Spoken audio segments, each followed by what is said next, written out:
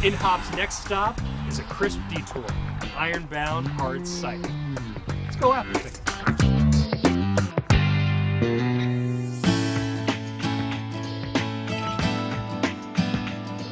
Ironbound is located on a farm in Asbury, New Jersey, in Hunterdon County.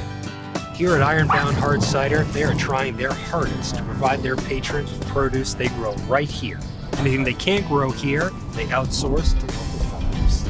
Their ethos is embodied in their tagline, Jersey takes care of its own. We decided to launch a hard cider about 6 years ago when cider was really coming into its own as the fastest growing segment of the alcohol category. We thought cider was a really great platform that would allow us to do our work in regenerative agriculture, focus on employment of the chronically underemployed members of our community, make booze, it's always a good thing. Newark cider was beloved by George Washington and Thomas Jefferson. It was known as the champagne of ciders in the 1700s, and in great Jersey fashion, they used to sell it as champagne, which I always say I love that Jersey's been Jersey forever. I'm sitting here with Charles Rosen, the founder and CEO of Ironbound Hard Cider, Cameron Stark, the master cider maker, and our guest this week is Adrian Roberts, all the way from Bolero Snort. So we're going to talk a little bit about ciders versus beers. When Charles and I first met, one of the things we walked away with was knowing that we were going to start a company and that we were going to have fun. And really, that was one of the earliest mantras that we had. Cam, who comes with a really robust winemaking background. Winemaking has very tight parameters around it, right? A Chardonnay is a Chardonnay, right? It's this grape and you make it like this and you're in this little box. To watch him play and experiment and explore things in cider making. I know Adrian loves the gooseberry ginger. It was like, that came about because some old guy showed up with a pickup truck, asked us if we could do anything with these berries, and I look in this bucket, I'm like, what the fuck are those? And he's like, they're gooseberries. I'm like, what the fuck's a gooseberry? I didn't even know, but Cam popped it in his mouth and he was like, wow, I really like the tannins and everything. Yeah, I'll take your gooseberries. And the guy handed Cam the bucket. He's like, no, we'll take your gooseberries. And we bought this old man's pickup truck full of gooseberries. Something like that just comes about through exploration and innovation and a willingness to like try stuff and fail. And I think we also live in this space where everything we do certainly does not work. Most things we do don't work, right? That's but fair. I think it's the like having the courage to try stuff. Absolutely. And then the like, I don't know, the humility or whatever to learn from those trials and try something else. And, Absolutely. And get better at it. And I think that's been a fun, scary part of this. You guys like Definitely baseball scary. players, you're betting $350 from that. I wish we were betting 350. That would be, yeah. It's always a constant evolution.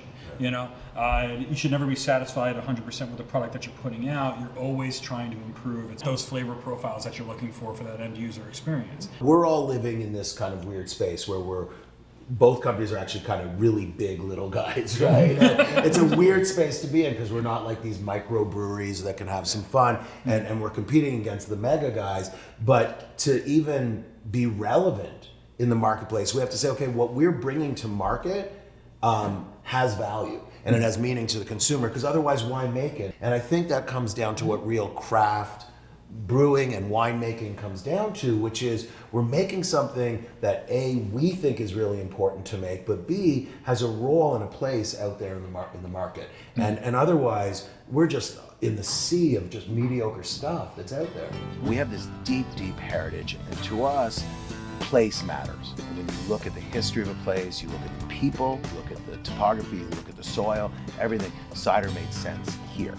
I got Ironbound OG. The OG original label is kind of funny. Some of my guys have done some serious time, and I hope my children don't see this, but I got arrested some time ago, and the detective that came in to book me, I was like, you look really familiar, man. And we figure out that our sons play hockey against each other. And so I was like, dude, all of my employees are ex-offenders. Like, they need to see that I know what it's like on the inside too. Like, do you mind grabbing my phone and taking a picture of me in my handcuffs? When I'm out, I write my guys and I'm like, okay, now you gotta see me as the OG that I am. I deserve some respect. Speaking to your employees, that's amazing. Yeah, so OG, we wear that badge well. Well, you do. I haven't. Yeah. Adrian, what can you got over there? So I have the farmhouse. What hops did you use in this? It's Cascade and Northern Brewer. Oh, okay, Yeah, cool. it's sort of citrusy and then some piney aspects. It blends beautifully. Tell us about Pinelands Rose, Cam. Pinelands Rose was an attempt to create a Syrah. I started playing with tart cherries and we had some wild cranberries, and then it's like, oh, white pepper. I'll get the white pepper, and just threw it together, and it really worked surprisingly well. Get me some of that goodness in me. Load it up. Yeah. Cam, can you talk about what that is? Ooh, I can't call it vermouth, so I call it vermouth mouth. We're saying we can't say vermouth because we're a winery, not a distillery, and as a winery, we have the capacity to make higher proof alcohols than we're doing just in our cider. And so, how do we find different ways to explore that space to then influence the ciders? That was legal disclaimer. I am a lawyer. Yes, well done. I'm a lawyer. Wow. As you can tell, that's why I have such a good filter. So I think right now what we want to do is put this in barrel and let it sit for a couple of years and That's really fantastic. start Right? It's amazing to me how a little bit of this or a little bit of that changes everything. Yeah, exactly. Even when something is, out of code for us, past a date, and we're drinking stuff that's over a year old. Because then we drink it for free.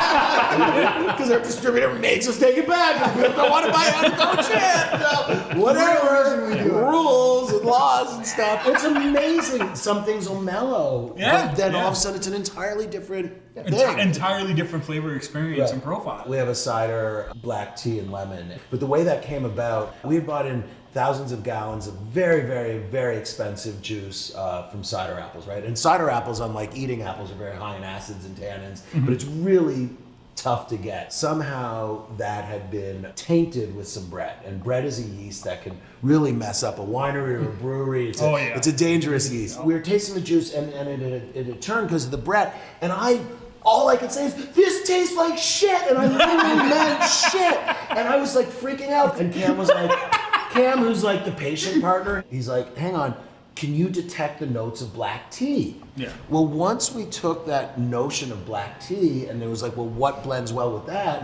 Lemon. And so you get these kind of almost Arnold Palmer cues. That came out of this idea of finding those notes inside of that Brett turned cider. That's where, again, It's the Bob Adrian's Ross point thing. is like, Yeah, we make no mistakes, just happy accidents. it's just happy accidents. Oh boy. Hey, the In Hops We Trust app is the best way to follow all things In Hops related. On the app, you'll find the In Hops passport, rewards, crew info, updates on where we'll be for events, or where we might be filming next. The app is also the only place you'll be able to see certain content, like pre-release episode teasers or behind-the-scenes footage and exclusive content from event appearances.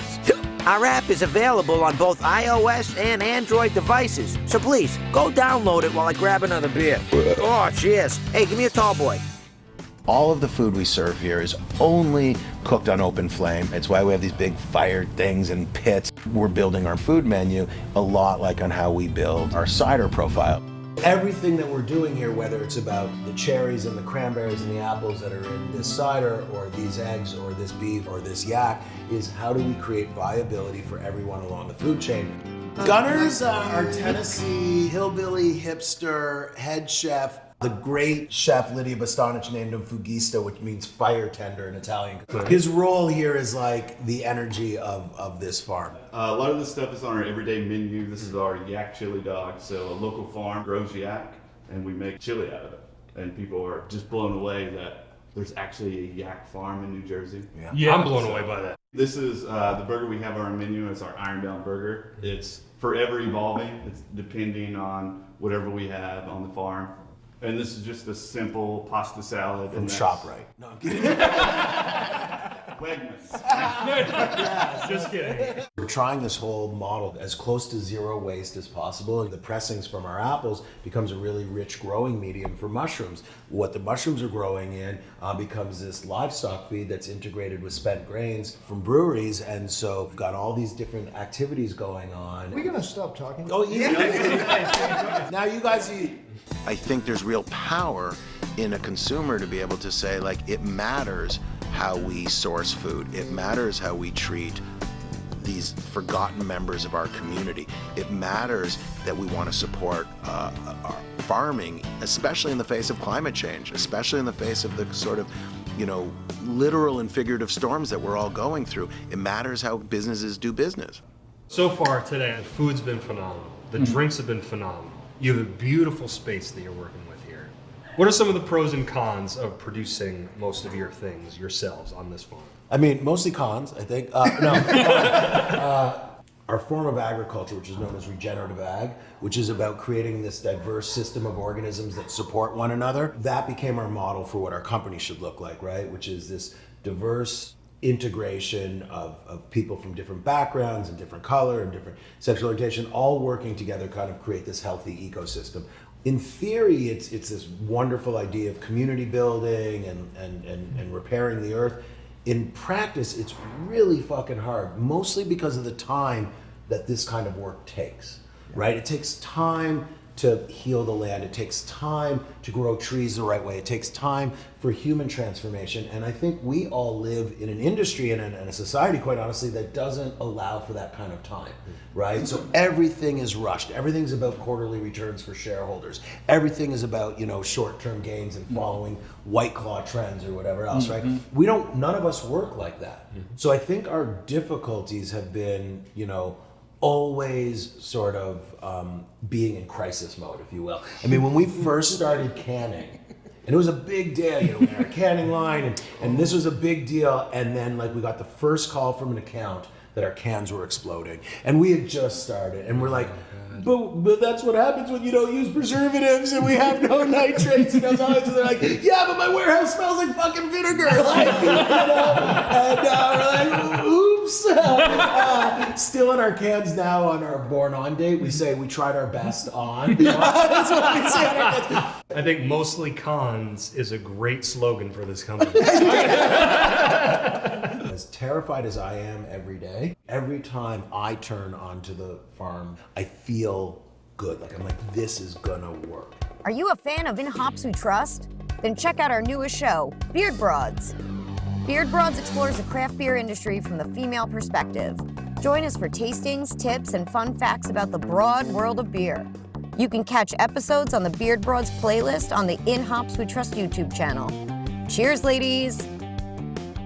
It's interesting to think about how do we as consumers and members of the New Jersey community support businesses, whether it's breweries or food producers, that says this is what we honor, this is what we value. There should be real economic value to companies that are doing business the right way. The biggest surprise to me is the trade. What happens between what we're making and that end consumer, this black hole, of death that has a distributor and their salespeople who have to talk to a buyer, and that buyer may or may not get that message to their bartenders on an on-premise location or a clerk at a store. And then when the end consumer walks into the store and is looking for a variety pack of White Claw, that person doesn't even know to say, oh, but have you tried Ironbound's this or Bolero Snorts that? But when we do find those industry supporters, she likes what we're doing, right? And so her support has given her customers a sense of insider knowledge. Yeah. She's doing her job well because she's creating a new experience, and the support comes back to us. So when we see that kind of closed loop, when we're all in it together, it feels really, really good. 100% agreement on that. It's being able to communicate that branding message from brain to glass, so to speak. Now, do you find the better the pun, the bigger the sale? That's probably true to an extent. Humor is this great use in both of us as Jersey brands, that don't take ourselves very seriously. Our favorite ad is, an old lady giving the finger on a person that says, from Jersey, so it's not too sweet.